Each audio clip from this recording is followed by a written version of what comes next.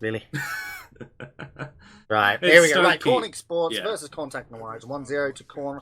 No, it's not. Contact Noir. Genos, pick 39%, has a ban rate of 60% and only a 55.6% win ratio. Bye-bye, Genos. Thanks for coming. It's interesting to see. I mean, Contact Noir will take the Genos off the set. Inara, though, with a 0% ban rate. This is the first time Inara's removed. This is good. Okay.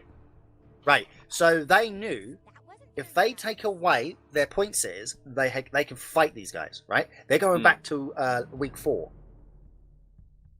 Yeah. Corn Esports in their first game, they played a very straightforward game against Contact Noir. They had 2 strong point tanks. They had a Grover with them as well, and it was just out muscle, out sustain Contact Noir. The Willow ban coming through. We've seen it every now and again to mixed success, but teams still respecting it. And Report Me had a fantastic game on the Willow in last week's finals, but this does leave the big front lines. Saki's Makoa is up, and Zippy. Turtle and Zippy are free. Zippy. Atlas. The Turtle and Zippy are free. It's that simple. Like, Contact Noir are going to get Makoa. Corn will pick the Atlas here. Yeah, Corn, you will pick the Atlas here. Yeah, there it is. Double front lines locked in. Just fine. Double check. Yeah. Well, but Barak and Atlas, this already for Corn is a better composition. This is much better. I'm a little bit concerned, though. Did you really need to take the Barrack there? I mean, Atlas was on the table. Like, you had to pick up the Atlas. You don't want to give that away as well to Contact Noir. But it means that CN on blue side have priority over support. They're going to take the Grover away from Corn Esports. Priority on DPS. Priority on flank. They can pretty much do whatever. They're going to see the Lian going, which is more than likely going over to Lagi. That's Lagi, yeah. So here's the thing with the Lian, right? So right now, Corn are going, right, okay, we now know what they've done. They've picked the Lian. What do we need to counter the Lian? Guess what? Their Mave's open. Corn can pick up a Mave here. Yeah. I like the Fury Denial. They'll take Fury away from Contact Noir, but of course they've already got locked in the Grover anyway, so it seems a bit of a moot point. So maybe you could have left the Fury up for a little bit, but yeah, Mave. And I think that is what Corn Esports are really missing in Game 1, actual pressure on that backline. Don't allow Lagi to actually have free fire. It's also taking the Mave away from Etsu. You got to understand that. Yes, it doesn't matter what map it is, Etsu can play a Mave on every single map that is in the game. So, take it away.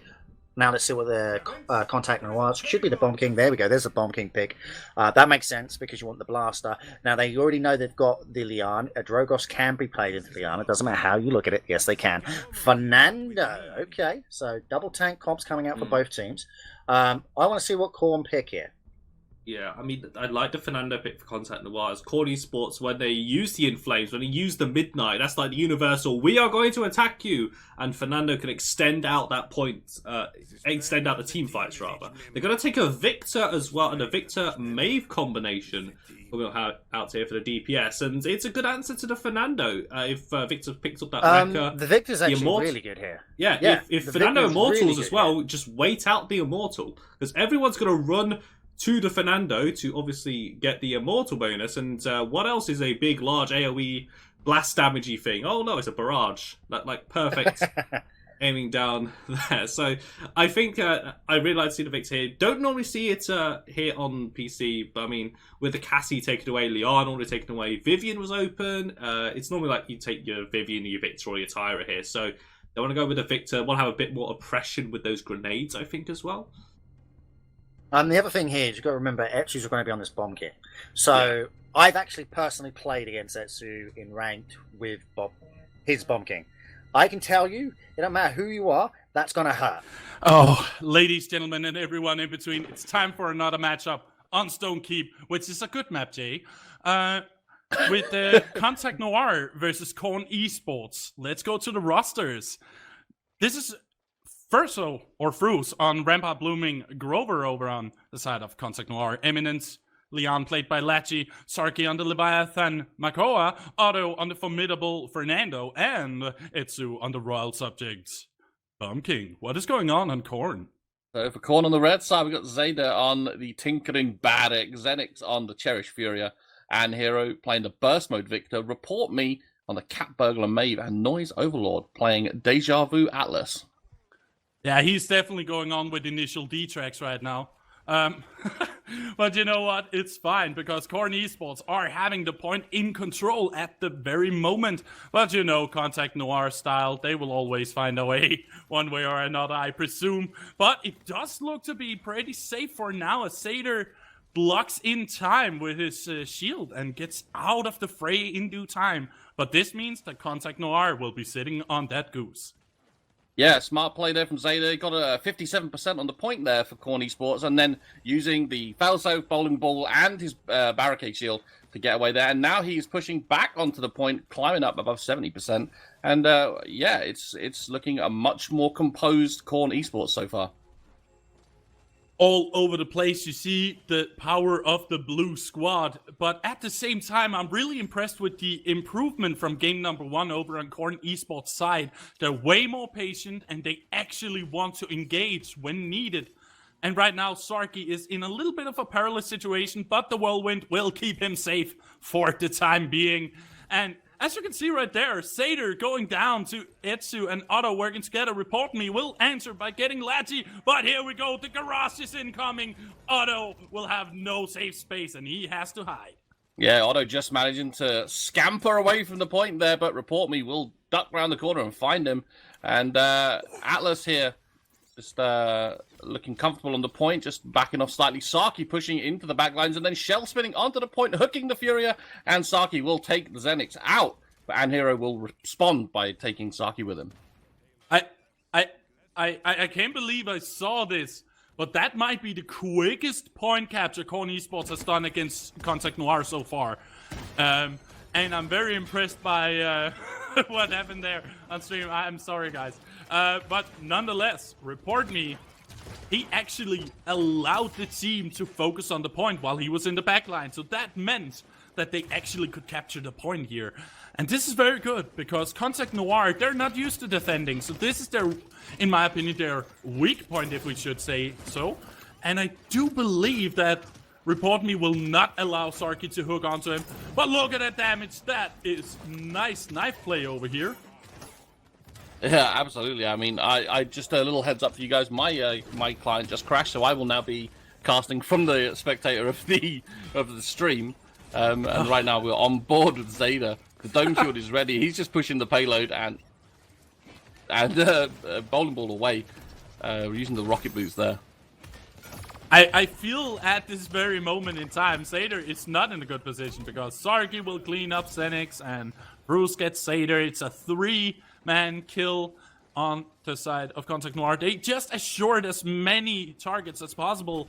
And now Lati is going into the fray. He wants to get a hold on to Report Me, but it is the Cat Burglar and it will succeed. They will get Lati, but it's a Reports Me.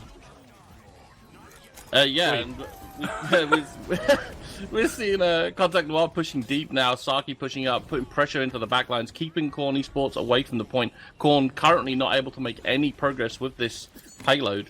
But we're just going to see if they can regroup, reset, and make another push. Still 40 seconds to go. I feel the power of Otto right there. He gets a hold on to Report Me, and now Contact Noir are in there. What I would call their safe position when they're ahead. So, as of now, Etsu gets a hold on to Noise Overlord, and Hero is trying to get in a better position to see if he can pick off a target. Etsu will actually go down to Report Me over on the other side. Sarky will get Report Me as an answer, but with 10 seconds left, they need to hurry up and get on the point over on Corn. Yeah, we can see Otto just putting a lot of pressure, using the shield, just defending, and Contact Noir just managed to keep Corn Esports away from the point. The overtime has been started, though. So, and the payload is moving again, so we'll see if Corn Esports can pull something out of the bag here. As I asked last game, like, if it was the same Corn Esports, now I know it's the same Corn Esports as we've seen. They were definitely playing their game well. The defense might have come in favor of Contact Noir here, but they definitely showed that they can capture a point, and they will keep on pressuring Contact Noir. I feel that they really want that spot for playoffs. It might just be a hunch. Yeah, absolutely. I mean, that playoff spot there is something which is going to make Korn very, very hungry, and they know they're going to have to basically like win every week and have some other results go in their favor as well in order to get a chance to make that fourth spot because of the reason that they missed the first 3 weeks. So it could be, I mean, their hunger could push them through this, and we're already seeing like the mental strength that they have to come back from such a strong defeat in that first map to come and take this first point off. So yeah, who knows what's going to happen in this one. Actually, they joined in week 5. They've only been here for 2 weeks. Oh, it's only week 5. Yeah, okay. They joined in week 4. Only got 1 point, and then in week 5 they got to the finals. So yeah, they've been in 2 weeks, and this is the 3rd week. You were right, my bad. Yeah, okay. But nonetheless, Korn Esports once again having control over the point. They're definitely playing the game correctly. They understand how to counter Contact Noir, and I'm so proud to see that they understand the situation. They know the win conditions. They're pushing forward. Otto is low. Latchy is low. The only thing holding them alive right now is a Grover, and Fruze is not in a position to heal the whole squad at once. No, absolutely not. I mean, that Grover has a pretty big area, but I mean, you don't want the entire squad just hugging Grover the whole time. And we can see Etsu there taking out Zeta onto the point. Korn Esports taking it to 99%, but now Saki is sitting pretty on that point, and it's climbing in favor of Contact Noir. Now we have to see if Korn Esports can pull off the retake. You know what I'm actually impressed about? This is the first time we see a non-4-0 situation with a Makoa in the draft. They actually counter the Makoa. They're not afraid of the Makoa, which we've seen so many times and times again. Contact Noir gets the point, but I still cannot stop praising Korn Esports for being that one team where every time we see them play against Contact Noir, they are giving them a run for their money. And right now, they're sitting pretty comfortable when it comes to the defense. They just want to keep that high ground control stable for the time being. Yeah, absolutely. We're seeing Korn Esports here fully understand the strengths of Stone Keep. And yeah, holding that high point there, especially with the burst fire Victor, is going to be absolutely key. But, I mean, Etsu there on the Bomb King pushing up onto the high ground, making the Anhero run away. Okay, Noise Overlord. He tried to survive there. He got puppy bombed away. Was about to be ringed out, just like in fighting games. And then he used the setback. Sadly, he died in the end. But I just love to see that setback going like, no, you. Yeah. The setback is always fun to see when it gets used. And that was a very nice double kill there for Etsu. Look at all this pressure. Like, at this very moment, there is no place to hide for the side of Korn Esports. They might have the spawn advantage. They might have their healer available. But they simply don't have the pressure needed. And Contact Noir will push successfully, making it a 3-1. Yeah, I mean, the aggression that we're seeing from Contact Noir once again. I mean, look at the streaks that they're on. Yeah, it's a lot for Korn Esports to handle, to control in that situation. And I mean, Definitely. they put up a good fight there. But yeah, Contact Noir managing the push quite easily, I would say. And now Korn it's an uphill struggle now, but we've seen them cap the point already, so they can definitely do this again. Also, I want to put a little bit focus around the net worth. It is so fairly even, and it's Contact Noir we're talking about. So right now, it all comes down to strategy and execution, because they are not behind by any means. They might be 3-1, but they're not behind when it comes to credits and net worth. Yeah, absolutely. You can see the economy is it's not massively in Contact Noir's favor like we're used to seeing. The King Bomb there from Etsu getting very little value really, but then Fruze will take down Noise Overlord. Sarky going down to report me right here, and that is one assured kill that they definitely need here on the side of Korn Esports, but they have to go back as of now. They're getting pressured way too hard by Latchy and the boys over in Cathedral. I do believe that they have a little bit of a fire in their behind right now, because they need to get to the point in due time.